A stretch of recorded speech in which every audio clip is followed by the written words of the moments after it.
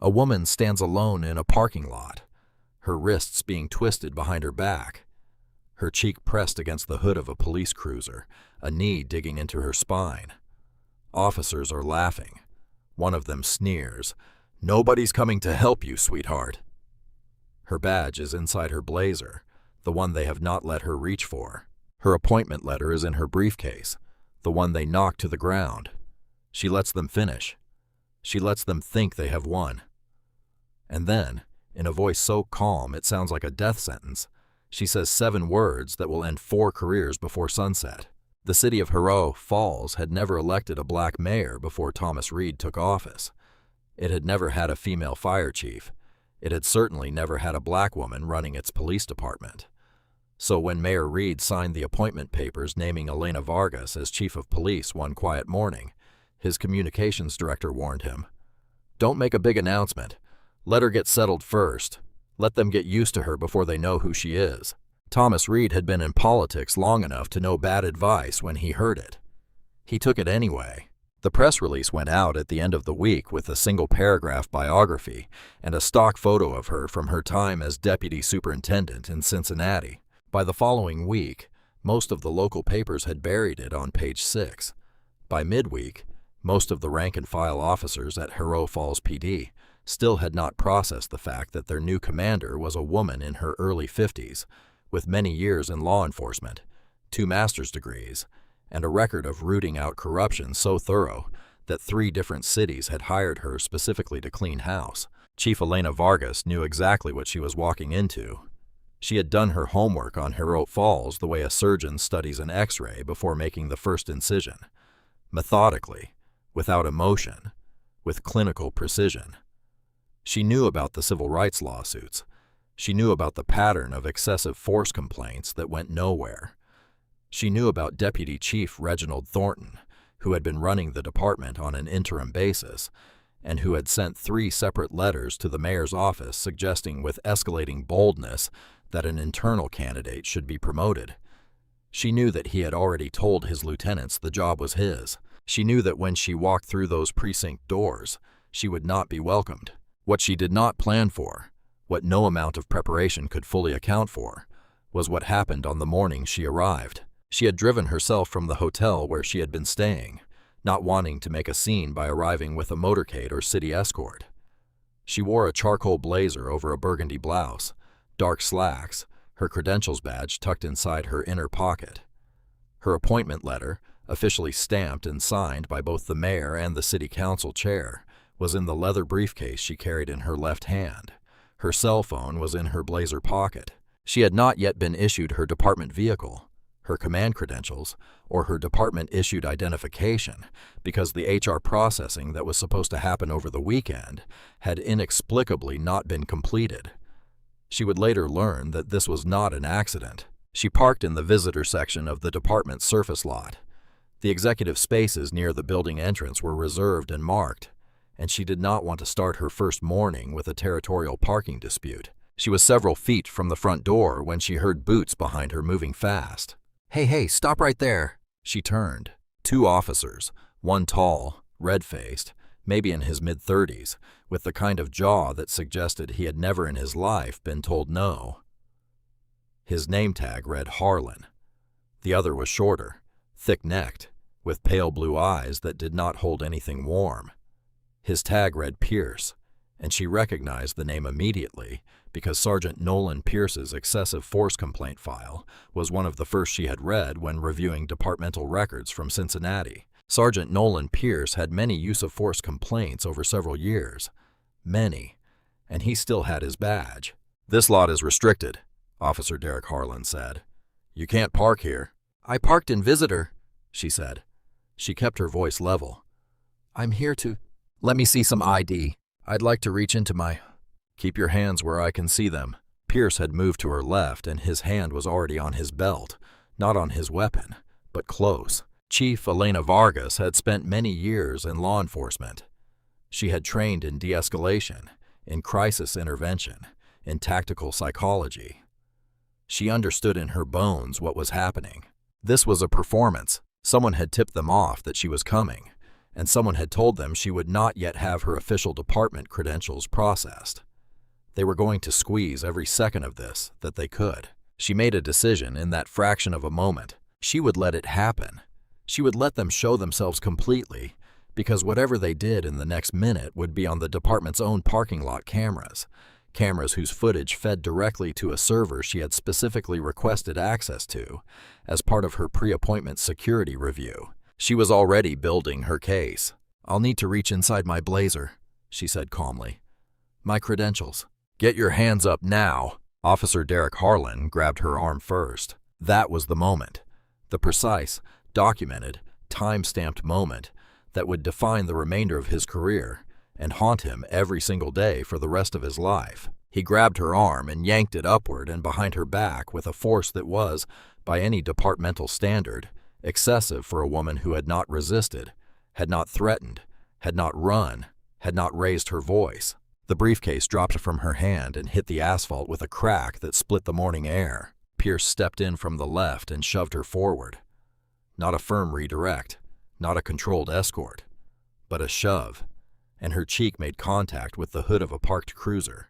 The metal was cold. She could feel the ridged edge of the hood pressing into her cheekbone. She kept her breathing steady. She did not fight. She did not scream. Pierce's knee pressed into the back of her thigh, and Harlan wrenched both wrists behind her back. And then, this was the part that would matter most when the footage was played in every disciplinary hearing, every news broadcast, every congressional inquiry. Harlan leaned down close to her ear and said, loud enough to be clearly captured by the lot's audio-enhanced cameras, "Nobody's coming to help you, sweetheart. You want to tell us what you're really doing here?" She said nothing for several seconds. She counted them. 1, 2, 3. Then she said in a voice so quiet and so controlled that he had to lift his head to make sure he had heard correctly. "Would you like me to answer that question before or after I review your personnel file?" Officer Derek Harlan blinked. "What?" "Release my wrists, please." Something in her tone, not the words but the architecture of the voice behind them, made his grip loosen a fraction. Pierce's knee came up. She straightened slowly. She reached into her blazer. Both officers tensed, and she withdrew a folded document. She placed it on the hood of the cruiser, smoothed it flat, and stepped back so they could read it. It was the appointment letter. Bold header. City seal. Mayor Thomas Reed's signature in blue ink. City Council Chair Miriam Lowell's countersignature below it. And at the top, in clear font, appointment of Elena Vargas as Chief of Police, Herald Falls Police Department, effective today's date. Harlan read it once, then again. His face moved through several colors, white, then red, then something approaching gray. Pierce said nothing. He was looking at the document the way a man looks at something that has just ended his life, but he has not fully accepted it yet. She retrieved her briefcase from the asphalt. She checked the clasp, intact. She straightened her blazer. She touched her cheekbone briefly, just once, and pulled her fingers away. Clean. No blood, but there would be a bruise by afternoon. She picked up both officers' names from their tags one more time, as if confirming what she had already committed to memory. Then she walked past them through the front door of the Herald Falls Police Department headquarters and into the building she now commanded. Neither officer moved for several seconds. The cameras caught that, too. The lobby of HFPD headquarters smelled like burnt coffee and old carpet. The desk sergeant, a heavyset man named Corporal Roy Dalton, looked up from his monitor. When the door opened, he clocked the woman walking in and said with the casual authority of someone who handles visitors all day, "Can I help you find someone?" "I'm your new chief," Elena Vargas said. "Where is Deputy Chief Thornton?" Dalton's mouth opened, closed. He looked at his screen, then at her, then back at his screen, as if he were hoping the computer might resolve the situation. "He's in the third-floor conference room. There's a command staff meeting." "Good. Thank you, Corporal Dalton." She walked to the elevator without being escorted. People in the hallway watched her move through the building, the way civilians watch a weather system approach from the horizon, aware that something significant is happening, but not yet certain of the scale. Deputy Chief Reginald Thornton was in his late 50s, 6'2", with silver hair and the practiced authority of a man who had spent decades being the biggest personality in every room he entered. He had been running Chief PD on an interim basis since the previous chief retired, and he had run it exactly the way he had always wanted, loose on paperwork, tight on loyalty, and fundamentally allergic to oversight. His command staff, Lieutenant Garrett Pell, Lieutenant Sandra Novak, and Captain Reed Mercer, sat around the conference table when the door opened. Thornton looked up, expecting his assistant. Instead, he saw Elena Vargas. She set her briefcase on the table, withdrew her appointment letter, slid it to the center, and said, "I'd like to begin the transition immediately. I'd also like someone to pull the external lot camera footage from this morning, specifically the north quadrant, the last several minutes. Do not delete or copy or transfer that footage under any circumstances. I'm requesting it as an official evidence preservation order effective right now." The room was silent for several seconds. Then Thornton said with a smile that had not reached his eyes in years, "Welcome to Herald Falls, Chief Vargas. We've been expecting you."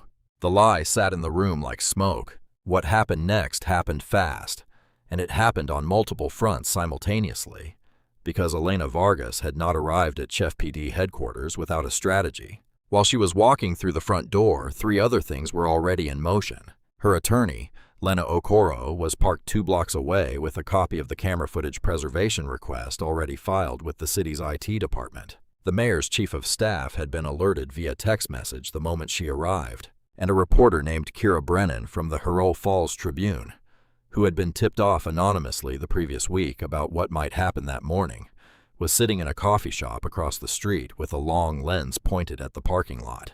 Kira Brennan had gotten the shot, all of it. What she did not know yet, what nobody knew yet except Elena herself, was that the events in that parking lot were not the deepest layer of what was wrong inside Herald Falls PD. They were the surface. They were the symptom. The disease was something far uglier, and Elena had known about it for weeks before she ever set foot in the city. She had been hired not just to lead the department. She had been hired to expose it. To understand what was happening inside Herald Falls PD, you have to go back several years. You have to go back to an evening in summer when a young man named Devin Hale was stopped on Crestline Avenue for a broken taillight and ended up in the hospital with several broken ribs, a fractured orbital bone, and damage to his kidney that would require surgery. Devin Hale was black. He had been unarmed. He had been alone. The 2 officers who filed the report, Officer Derek Harlan and his partner at the time, wrote that Devin had been combative and that force had been necessary. The dash cam on Harlan's cruiser had, according to the report, malfunctioned that night and recorded nothing. Devin's family hired an attorney. The attorney, Lena Okoro, filed a civil lawsuit against the city. The city's legal team, working closely, it would later emerge, with Deputy Chief Reginald Thornton, settled the case quietly for a substantial amount and buried the settlement in a budget line that described it as a facilities maintenance allocation. Lena Okoro had not forgotten. She had taken Devin's case, not because of the money, but because she had recognized something in the pattern of the dashcam malfunction, in the specific language of Harlan's report, in the timing of the settlement. She had seen this before, not in Herald Falls, in 3 other cities where she had litigated police misconduct cases. And in each of those cities, at the center of the web, there had been a figure who controlled the internal investigations process, and who used that control to protect officers who were willing to operate outside the law in exchange for loyalty. She had spent several years building a file. When Mayor Reed began his national search for a new chief, Lena had arranged a private meeting with his transition team. She had brought her file, and several weeks later, the mayor's office had called Elena Vargas in Cincinnati. Elena was not a stranger to this kind of assignment. In Cincinnati, she had dismantled a protection racket run by a mid-level command structure that had been operating for many years. She had done it methodically, without leaks, by moving her pieces into position long before anyone realized the game had changed. She had learned the most important lesson of her career. You do not announce checkmate until you have already taken the king. The morning she arrived at HFPD headquarters, 4 things were already in place. The parking lot footage was secured. Her attorney held sealed copies of Lena's original investigative file. The mayor's office held a letter signed and dated from an officer inside HFPD who had agreed to cooperate with a full internal investigation, and the FBI's Civil Rights Division had been briefed. Not officially, not with subpoenas yet, but briefed on the financial irregularities buried in the city's settlement accounts. The two officers in the parking lot had done Elena Vargas an enormous favor. They had given her the public-facing drama that would make every subsequent story legible to the people of Herald Falls. They had given the city a reason to look at its own police department with eyes that had finally stopped looking away. What they did not know, what none of them knew, was that the officer who had agreed to cooperate with the investigation was someone they trusted completely. His name was Sergeant Paul Langford. He had served under Thornton for many years. He had attended Thornton's daughter's wedding. He had covered for officers he knew were wrong because he had been afraid and ashamed, and because the culture inside that building had made silence feel like survival. And then Devon Hale's mother had come to his church, and he had watched her cry in front of the congregation, and something in him had broken open that could not be closed again. Paul Langford had called Lena Okoro's office several months earlier. He had recorded every conversation since then. The several days following Elena Vargas's arrival at HFPD headquarters were by any measure among the most turbulent in the department's history, and they began not with a press conference or a disciplinary hearing, but with a knock on Deputy Chief Thornton's office door the next morning. Elena stood in the doorway. Behind her stood Captain Reed Mercer from the command staff, who had quietly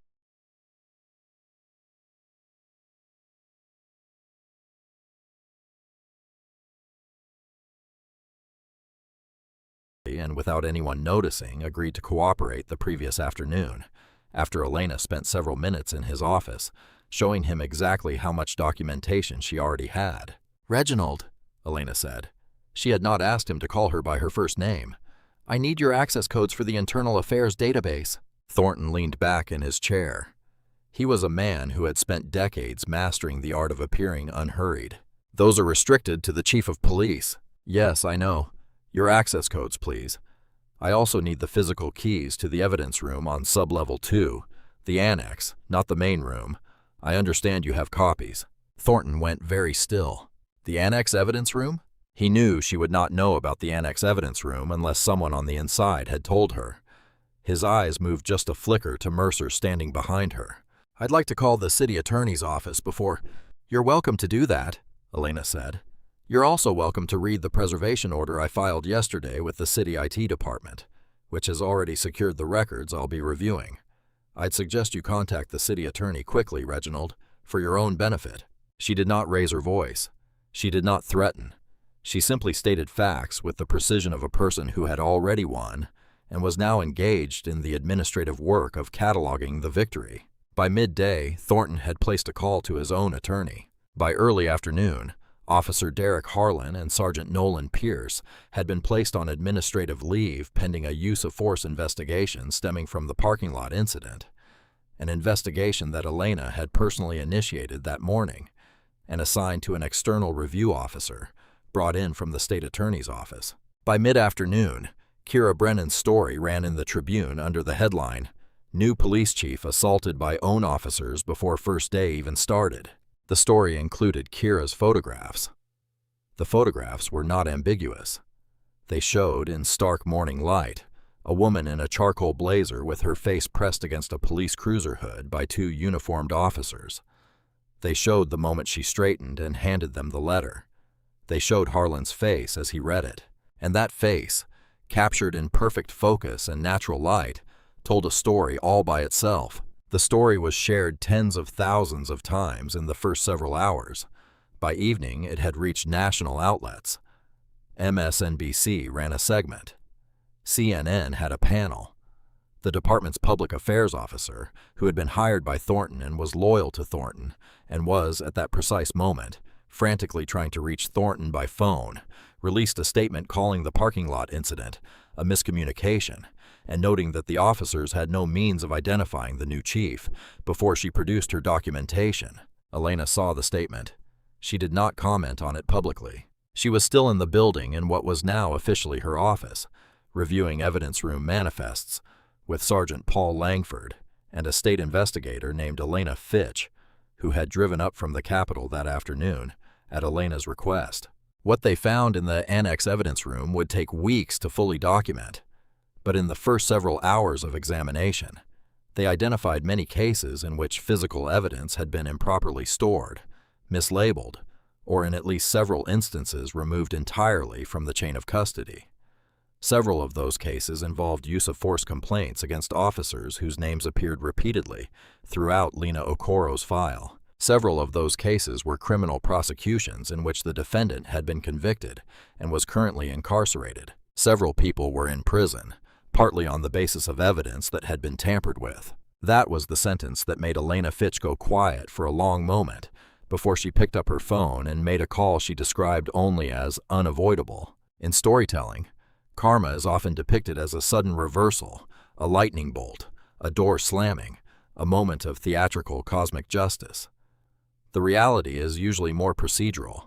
It moves like a legal brief. It arrives in certified mail and deposition notices, and the specific kind of silence that descends when a person's attorney tells them they should stop talking. But sometimes, not often, but sometimes, it arrives the way it arrived for Officer Derek Harlan on a Friday morning several weeks after the parking lot. And when it does, it is so complete, so thorough, so perfectly proportioned to the original offense that people who witness it have to sit down. Harlan had spent those several weeks being publicly defiant. He had given an interview to a conservative talk radio host in which he called the parking lot incident a training scenario gone sideways and suggested with breathtaking audacity that Elena had failed to properly identify herself in a timely manner. His attorney, a man named Dale Harlan, who had made his career defending officers in misconduct cases, had issued a statement calling Elena's use of force investigation politically motivated and designed to intimidate rank-and-file officers. Harlan had also, during those several weeks, filed a grievance with the police union, claiming that his administrative leave was retaliatory. The union, HFPA Local 44, led by a man named Kyle Garrett, had backed him publicly and loudly, calling for Elena's appointment to be reviewed by the city council. What none of them knew, what Harlan's attorney certainly should have known but apparently did not, was that the parking lot cameras were not the only cameras that had captured relevant footage. The dash cam on Sergeant Nolan Pierce's cruiser, which had been parked several feet from the incident, and whose camera had been running, had captured several minutes of audio and video that included a conversation between Harlan and Pierce that had taken place several minutes before Elena arrived in the parking lot. In that conversation, which state investigator Elena Fitch had obtained as part of the broader evidence preservation sweep, Harlan said the following in a voice as casual as a man discussing lunch plans. "Thornton says she's coming in this morning. Says she's not going to have her car yet. Says if she shows up and gives us trouble before she can show credentials, we handle it the normal way and write it up after." Pierce responded, "What if she's got paperwork?" Harlan said, "Paperwork isn't credentials. We got about a 30-second window before anyone comes out, long as she doesn't make a scene."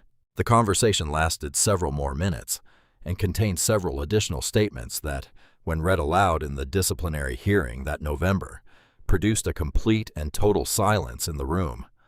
The kind of silence that falls when something irreversible has just been confirmed. It had not been a miscommunication.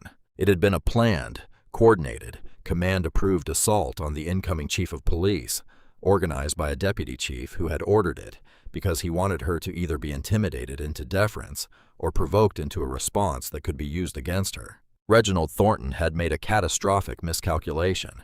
He had assumed, as powerful men so often assume about black women who arrive quietly and speak carefully, that composure was the same as weakness, that she had stayed still on that hood because she was afraid, that her calmness was the calmness of a woman who did not know her own power. He had been wrong on every count. The disciplinary hearing for Harlan and Pierce was held in late fall. Harlan's attorney, Dale Harlan, made several motions in the first 20 minutes. All were denied by the hearing officer, a retired state judge named Catherine Voss, who had a reputation for exceptional patience and absolutely no tolerance for procedural gamesmanship. The Pierce dashcam audio was played in full. No one in the room breathed audibly during the playback. Harlan was terminated that afternoon. Pierce was terminated 40 minutes later. Both terminations cited conduct unbecoming an officer and conspiracy to deprive a civilian of civil rights. Elena had not yet shown her credentials when she was grabbed, making the legal classification of her status at that moment a question that broke in her favor. And in Pierce's case, an additional finding related to the falsified incident report in the Devon Hale case that Paul Langford's recordings had helped establish. Harlan was almost a month from vesting his pension. He walked out of the hearing room without it. The union's Kyle Garrett, who had spent several weeks on local radio calling Elena a political operative, issued a one-paragraph statement saying the union was reviewing the findings and had no further comment. He did not appear in public for 2 weeks. But the karma was not finished. It had only just begun. The FBI civil rights investigation that had been quietly briefed in October became formally opened in early December. The sealed portion of Lena Okoro's investigative file was subpoenaed. Deputy Chief Reginald Thornton was placed on administrative leave pending the federal investigation on December 8th, the same day the Tribune published a 5-part series by Kira Brennan titled The Annex, detailing the evidence room findings and naming the 2 men who were wrongfully incarcerated. Both of those men, Terrence Thornton and Antoine Harlan, had been inside for a combined total of many years. On December 14th, Terrence Thornton walked out of Huron Falls Correctional Center. He walked out into winter sunlight with his daughter, who was a young child when he went in and was now a teenager. He had to be shown how to use a smartphone. He had missed many years of her life because evidence in his case had been manipulated by a department protecting one of its own. Reporters were waiting outside the facility. Terrence Thornton looked at the cameras and said very quietly, "I just want to go home." The footage played on every major network that night. Millions of people watched it by the following morning. Dale Harlan, Harlan's attorney, was quietly dropped by 2 other client officers he had been representing in unrelated misconduct cases. The police union, Local 44, suspended Kyle Garrett, pending an internal review, after it emerged that Garrett had known about the Harlan-Pierce conversation several days after the parking lot incident and had said nothing to investigators. Antoine Harlan's exoneration came several weeks after Thornton's. He walked out of the same facility with his mother, who had spent many years writing letters and making calls and being told repeatedly that the system had worked correctly and that her son was where he was supposed to be. She was in her late 60s. She stood in the cold outside that prison and did not say anything for a long moment. She just held her son's face in both hands. The photograph of that moment, taken by a staff photographer for the Tribune, won a national award the following spring. By January, Elena Vargas had been on the job for several months. She had overseen more consequential change in FPD than the previous 4 chiefs had produced in a combined many years. The department's name was in every national conversation about police reform. Her face had been on magazine covers. Her appointment letter had been framed and displayed at a civil rights museum 3 states away. She did not allow herself or the department or the city to mistake any of that for progress. Drama was what happened in the parking lot. Drama was what happened in the hearing room, and on cable news, and in the comment sections of articles that got shared millions of times. Progress was slower, quieter, and far more difficult than drama. Progress did not trend. Progress required showing up to the same unglamorous work on Tuesday morning that you showed up to on Monday, and the Tuesday after that, and every Tuesday stretching into a future that would not be built by headlines. Elena knew this. She had always known this. So she set the noise aside, closed her office door, and went to work. She began with the command structure because a department's culture lives or dies in its middle layer, the lieutenants and captains who translate policy into daily reality, who set the tone in briefing rooms and locker rooms and patrol cars at 2 in the morning when no one is watching. Lieutenant Garrett Pell, who had served loyally under Thornton without ever crossing a clear legal line, was given a formal performance review and reassigned to patrol supervision. She believed his competence could be redirected if properly channeled. The structure he had operated inside had shaped him, not defined him, and she was willing to test that theory with a lower-stakes assignment. Lieutenant Sandra Novak, whose cooperation with investigators had been early and whose personnel file was substantially cleaner than her colleagues', was kept in her position and given an expanded portfolio. Elena had watched Novak in the command meetings they had now held together and recognized something in her. A practical intelligence, a talent for logistics, a willingness to adapt without needing to be applauded for it.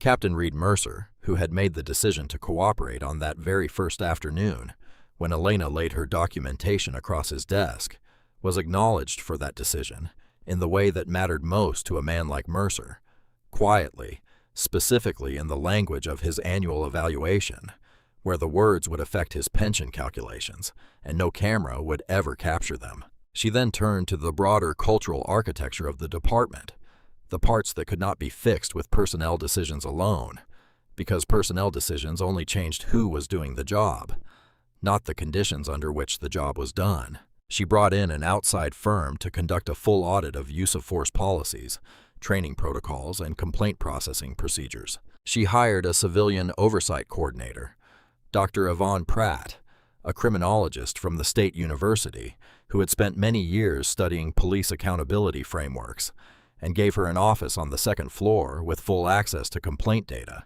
and a standing invitation to every command briefing. Some of the veteran officers bristled at the presence of an academic with no badge, no patrol experience, no years on the street.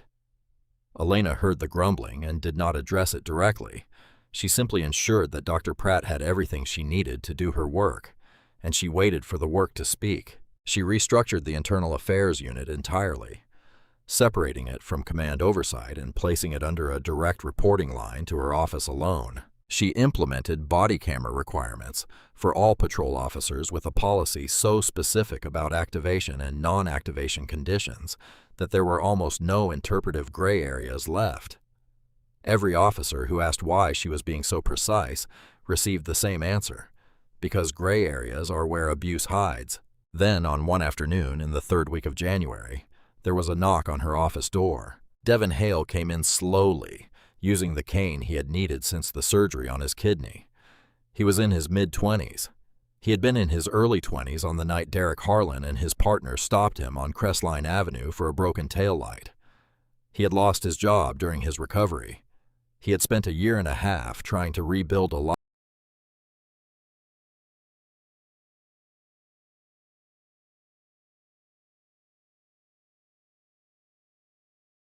life that a single evening of violence had permanently altered, reassembling the pieces of himself around the parts that would never fully heal. He sat across from Elena's desk and looked at her with an expression that held a long and complicated history. Not quite anger, not quite grief, but something that lived in the territory between them. Something that had been living there for several years. He was quiet for a moment. Then he said, "I don't need an apology from the department. I need to know it won't happen to someone else." Elena held his gaze. She did not reach for comfortable words. She did not offer him the kind of institutional reassurance that sounds like comfort and means nothing. She said, "I can't promise you the future. I can show you the work we are doing, and I can promise you that my door stays open to you." Devin Hale nodded slowly. It was not the nod of a man who was satisfied. It was the nod of a man who had learned to measure trust in increments small enough to be real. He came back several months later after Elena had launched the Community Advisory Board, and he agreed to serve on it. He did not make a speech about it. He just showed up. The February City Council session was the first public accountability meeting. Elena attended as chief. She presented a 90-day report that ran to more than 40 pages and included a full accounting of every investigative action taken since her arrival, every policy change implemented or in progress, and a frank assessment, frank in the way that institutional documents almost never are, of what the department still needed to repair. She did not soften the findings. She did not deploy the bureaucratic language designed to acknowledge wrongdoing, while simultaneously diluting it. She described the evidence room findings plainly. She described the culture that had made them possible. She described the specific structural changes required so that culture could not quietly reconstitute itself the moment attention moved elsewhere. Council member Miriam Lowell sat at the council table and listened without interrupting. At the end, she said, "Chief Vargas, I have sat through a lot of reports from this department. In 30 years on this council, I have never heard a police chief describe their own institution this honestly." Elena said, "Thank you, council member. I believe honesty is the only foundation worth building on." The room was quiet for a beat after she said it. Not the uncomfortable quiet of a room absorbing bad news, but the quieter quiet of a room recognizing something true. Mayor Reed had watched the entire presentation from the front row of the public gallery. He left without commenting to reporters. His press secretary issued a brief statement about being proud of the direction of the department. Reed was privately more complicated about what he had witnessed. The FBI investigation was moving faster than his political instincts were comfortable with. He had hired Elena to clean the house. He had perhaps not fully anticipated how much of the house would need to come down before the cleaning could begin. He sent her a handwritten note that she read once and filed in a drawer. She had not come to Hero Falls to make Thomas Reed comfortable. She had come to do a job, and every morning she came in and did it. There is a thing that happens to black women in positions of authority that has no clean name, though researchers and scholars have been trying to name it for decades. It is not simply racism, though racism is its fuel. It is not simply sexism, though sexism is its structure. It is something that emerges specifically from the intersection of those two forces, and it operates on a logic that goes something like this. The more authority a black woman actually possesses, the less authority the people around her are willing to perceive. Harlan and Pierce did not approach Elena Vargas in that parking lot because they thought she was a criminal. They had no particular reason to think she was a criminal. They approached her because she was a black woman in a parking lot that they considered their territory, and their training, not their formal training, but their behavioral training, the training of culture and habit, and years of operating inside a structure that had never once corrected their assumptions, told them she did not belong there. When she said calmly and without theater that she was their new chief, what broke in that moment was not just their composure. What broke was a story they had been telling themselves about who belongs in command, about who holds power, about whose authority is real and whose is performance. The minute in that parking lot was not an anomaly. It was a concentrated, visible version of what Elena had experienced in corridors, in conference rooms, in precinct lobbies throughout her entire career. The parking lot was simply the first time it had happened in clear morning light in front of cameras, with a documented appointment letter in her briefcase. She had not staged it, but she had been ready for it, because she had lived her entire professional life being ready for it. That readiness, the specific disciplined, heartbreaking readiness of a black woman who enters every professional space knowing she will have to prove herself in ways her peers never will, was exactly what the two officers in that parking lot had tried to use as a weapon against her, and it was exactly what she had turned into armor. The bruise on her cheekbone faded by the end of the second week. She did not photograph it. She did not discuss it publicly. A reporter from a national outlet asked her in January whether she wanted to describe what it felt like to have that happen on her first day. She thought for a moment. Then she said, "I want to describe what it felt like to walk into my new department and go to work. The parking lot was something that happened before I got there." Derek Harlan appealed his termination through the police union grievance process. The appeal was denied. He subsequently filed a civil suit against the city claiming wrongful termination, which was dismissed with prejudice after the Pierce dashcam audio was submitted as evidence. He lost his pension. He lost his certification. He spent several months trying to find security work in adjacent counties and was turned down by every firm that ran a background check. He moved out of Hero Falls the following spring. Nolan Pierce did not appeal his termination. He retained a criminal defense attorney. At the time of this writing, he remains the subject of an ongoing federal investigation related to the Devon Hale case and 3 other use-of-force incidents in which dashcam footage was later confirmed to have been deliberately disabled. His certification was revoked. He has not made public statements. Reginald Thornton was formally charged by federal prosecutors in March with civil rights conspiracy, obstruction of justice, and wire fraud related to the misclassified settlement payments. He retained a high-profile defense team and entered a not guilty plea. His trial is scheduled for the fall. He has given no public interviews and does not appear to have been welcomed back into the professional networks he once dominated. Kyle Garrett, the union president, resigned his position in February. His successor has announced a departmental review of the union's handling of officer misconduct cases and has reached out to Elena's office to discuss a framework for cooperative accountability review, something that would have been considered science fiction 12 months earlier. Dale Harlan, Harlan's attorney, continues to practice law. He has taken on fewer officer misconduct cases since the Herald Falls hearings, and declined a speaking invitation from a law enforcement advocacy group that had previously been a regular source of referrals. Paul Langford was not publicly named as a cooperating witness until the federal charges were filed, at which point his attorney issued a statement on his behalf. He remains an active sergeant at HFPD. He has not sought public recognition. He attended Terrence Thornton's first Christmas out of prison uninvited and unexpected, and stood at the back of the gathering without speaking to anyone from the family until Devin Hale's mother, who knew who he was because Lena Okoro had told her, walked across the room and took his hand.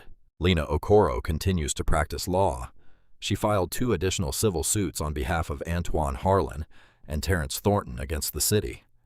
Both cases settled before trial for amounts that were not publicly disclosed, but that Kira Brennan reported through sources familiar with the negotiations were significant. Kira Brennan was nominated for a Regional Journalism Award for her Annex series.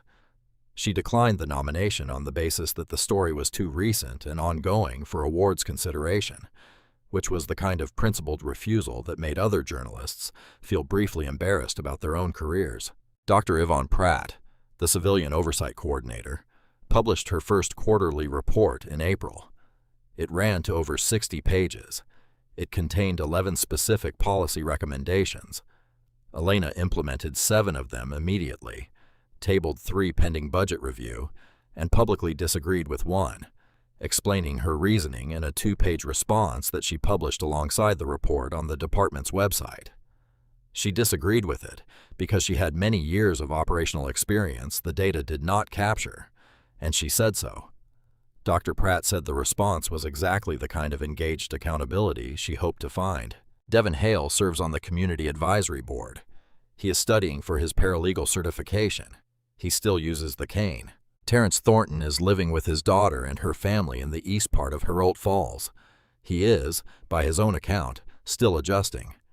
He says the strangest thing about being free is the quiet. Antoine Harlan moved back to his mother's house. He got a job. He goes to church on Sundays. He does not talk to reporters. Several months after her first day, Elena Vargas pulls into the executive parking space near the front entrance of HFPD headquarters. It is a Monday morning in early summer. The morning is warm and clear. She carries the same leather briefcase. Her badge is no longer in her inner pocket. It is on her belt where it belongs, where it was always going to be. The desk sergeant on duty when she comes through the door is Corporal Roy Dalton, the same man who looked up from his monitor on her first morning with the blank expression of a man who had never been told his world was about to change. He has worked the desk for many years. He is, it turns out, a decent man who got caught inside a culture that rewarded indifference and punished integrity, and who, given a different environment, turns out to be quite good at his job. He looks up when she comes in. He says, "Morning, Chief." She says, "Morning, Roy. How's your daughter's first week at camp going?" He smiles, a real one. "She loves it. Thanks for asking." She walks to the elevator. People in the hallway greet her. Some of them are officers who were hostile to her arrival. Some of them are officers who were waiting quietly for exactly this. Some of them are young new hires she brought in herself, selected through a revised hiring protocol that she and Dr. Pratt designed together with a community panel reviewing final selections. Those young officers move through the building with something that the building has not had in a long time. They move with the sense that someone is watching, not to catch them doing wrong, but to catch them doing right. Elena rides the elevator to the 3rd floor. She walks past the conference room where Reginald Thornton used to hold his command meetings. It is now used for community liaison sessions on Tuesday afternoons. She walks to her office. She sets down her briefcase. She opens her laptop. Her first email of the morning is from Elena Fitch, the state investigator, with an update on the federal case discovery process. Her second is from Kira Brennan, requesting comment on a new story, something involving a neighboring county department. Early signals of familiar patterns. Her third email is from Terrence Thornton's daughter. It is 3 sentences long. It says, "You don't know me. You changed my life, and you didn't even know you were doing it. I'm going to study criminal justice because of what happened to my dad, and I wanted you to know that." Elena reads it twice. She closes the email. She does not respond immediately because she is going to take her time and respond in a way that is worth the reading. She stands at her window for a moment and looks out at the parking lot below. The space where the cruiser was parked that morning is empty today. There is nothing remarkable about it. It is just asphalt and morning light and the ordinary mundane architecture of a place where people go to work. She turns back to her desk and begins. What happened in that parking lot on her first morning was not a movie. It was not a metaphor. It was a woman who had every credential, every qualification, and every legal authority in the world, and was still grabbed, shoved, and pinned against metal by men who had decided before she said a word that she did not belong. That it ended the way it did was not luck. It was preparation. It was patience. It was many years of showing up to rooms that were not ready for her and doing the work anyway. But the real story was never the parking lot. The real story was Terrence Thornton's daughter writing an email about going into criminal justice. It was Devin Hale studying for his paralegal certification. It was two men walking out of prison into winter light. It is every young officer who now comes to work in a building where accountability is the culture, not the exception. If this story moved something in you, if it made you feel the weight of what it cost to be the one who stays calm when the world wants you to break, share it. Because there are people out there right now who need to know that composure is not weakness, that preparation is not luck, that the woman with her face on the hood of that cruiser was already going to win. Like this video, share it, subscribe, because stories like this are happening right now and they need witnesses.